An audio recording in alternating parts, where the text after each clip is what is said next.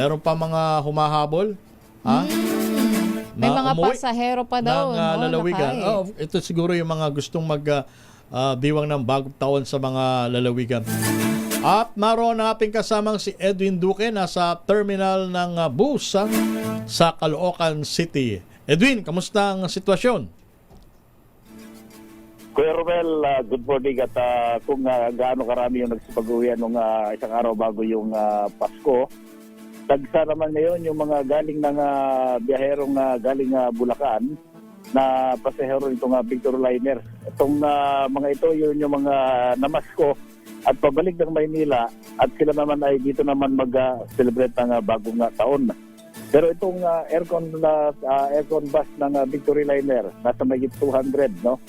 At ay kay Ginoong Santos ang master. Medyo bihira na yung nagsipag-uwian dahil nung 26 ng gabi, yun na yung pinaka-volume na nagsipag-uwian at yung bago magpasko, yun na yung napakarami.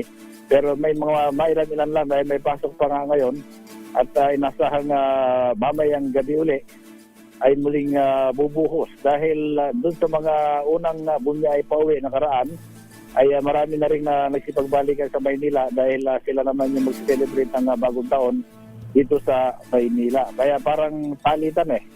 Pero kung titingnan daw, susumahin yung pasahero, mas marami yung nakauwi na, pero may mga bumalik. Pero itong bagong taon, posibleng muling bubuhos yung maraming pasahero para bumalik uli sa kanilang mga probinsya. Sa ngayon ay may 200 pa to 20 bus yung nakaredy at yan ay mag-aabang hanggang matapos yung bagong taon makabalik na lahat ng mga pasahero para tuloy-tuloy lang yung kanilang pag-agapay hanggang sa maserbisyuhan. Itong bus naman na biyaheng Bulacan na Victory, may 120 buses yung naka-ready at yan ay hanggang matapos din yung bagong taon at tuloy-tuloy yung kanilang biyahe.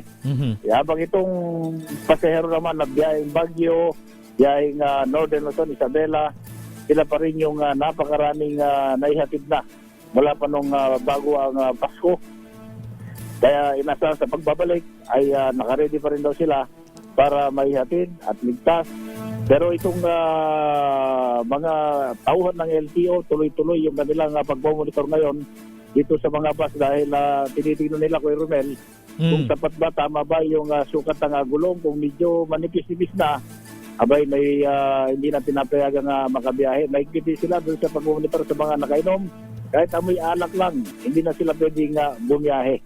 Kaya para nakakasiguro na ligtas, Paskong ligtas nakalagay dito na makauwi yung mga biyahero. Okay. Habang ibang terminal naman dito, itong Baliwag at itong dalawang bago pa, ayun ay tuloy-tuloy lang yung in-out yung mga pasero dahil lang Bulacan lang naman.